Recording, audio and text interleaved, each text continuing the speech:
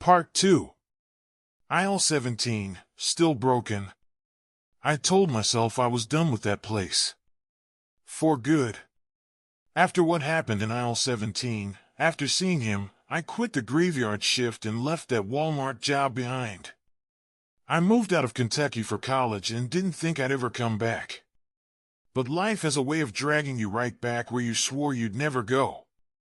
It was the end of summer. I was visiting family in my hometown for a few days before the semester started again. My cousin Lily, she's 18 now, was getting ready for her first year of college. She was excited, nervous, talking a mile a minute about dorm shopping. She needed everything: towels, bedding, a mini fridge, cleaning supplies. And of course, she wanted to get it all cheap. Walmart. Specifically, that Walmart. I told her I'd wait in the car. Said I had a headache. But she gave me that look. Rachel, please. I don't want to push the cart alone. I'll never find half this stuff. Come on, it's not like we're going in at 3 a.m. or something. I checked my phone. 9:12 p.m. Still daylight outside. Still people around. What could happen? So I gave in. As soon as the doors slid open and that blast of too cold air hit my face, I felt it, that weird static tension in the air. It smelled the same. Bright floor wax, cheap plastic, that strange industrial lemon scent that never quite covers up the mustiness. I hadn't been inside that building in 2 years, but every aisle, every shelf, every hum of the fluorescent lights, it was all exactly the same. Like it had been sealed in time. We got a cart, and Lily started loading it with dorm junk. She was laughing, talking about how she was going to use a Swiffer for the first time in her life. I smiled and nodded, trying to stay present. But I wasn't really there. My eyes kept drifting ahead. I could already feel it pulling me. Aisle 17. At first, I told myself it wasn't the same one. But I knew better. I could almost see the layout in my head: bleach on the left, paper towels middle row, mops on the right. Let's just go quick, I muttered, almost to myself. Lily didn't hear me. She was humming now, pushing the cart toward the aisle with the cleaning supplies. My throat tightened. And then we turned the corner.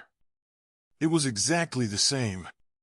Even the camera, that stupid dome camera mounted up top, still had the same piece of duct tape underneath. The words were faded now, but I could still read them.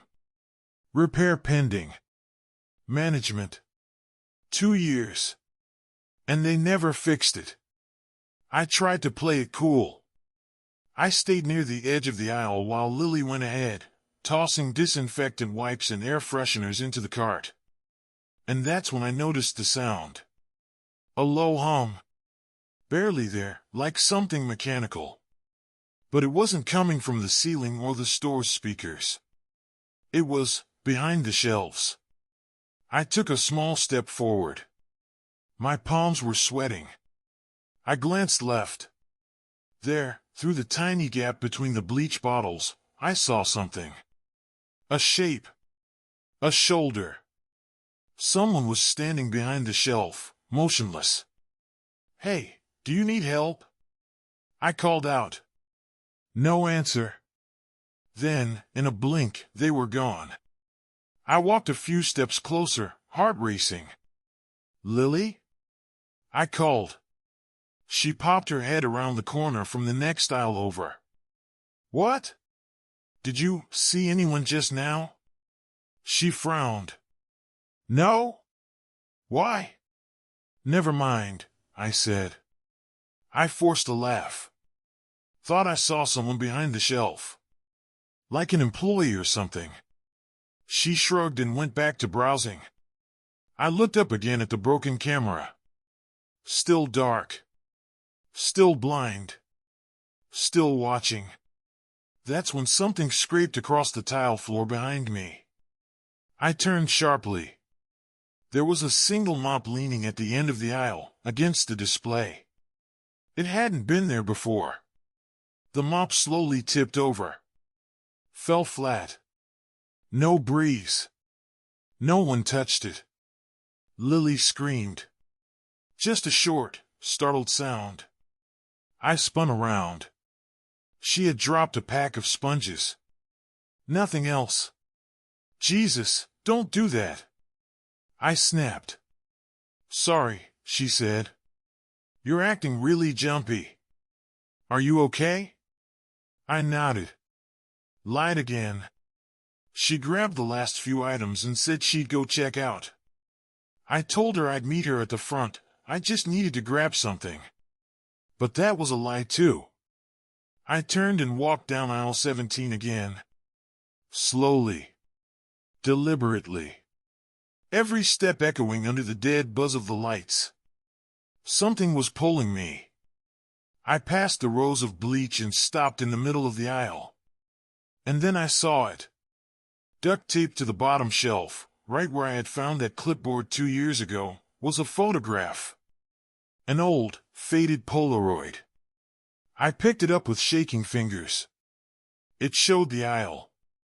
This aisle. Same angle I was standing in now. But there was someone in the photo. A girl, blonde hair in a bun, blue vest, holding a mop. She looked just like me. But the date scribbled in the white space at the bottom? August 3rd, 2009. And in the background, behind her, was a dark figure, barely visible, standing in the shadows between the shelves. I dropped the photo and backed away. The humming was louder now. It was all around me. The lights above started to flicker. One by one, they began to turn off, down the aisle, toward me. I ran. I didn't look back. I didn't stop until I hit the front registers, nearly crashing into a rack of gift cards. Lily was already in line. She looked up, surprised. You good? We're leaving, I said. And we did. That night, I couldn't sleep. I kept checking the window. Every creak in the wall sounded like footsteps. Around 3 a.m., I checked my phone. I opened my gallery. There, at the very top, was a new photo. One I didn't take. It was the same picture I had found in aisle 17. The girl with the mop. The figure behind her. But this time, the figure was closer. And the girl? She was looking straight at the camera. With my face. 2 years later, the camera was still broken. The warnings were still there. And someone was still watching. If you ever find yourself alone in a quiet Walmart aisle, just remember, not everyone there is shopping.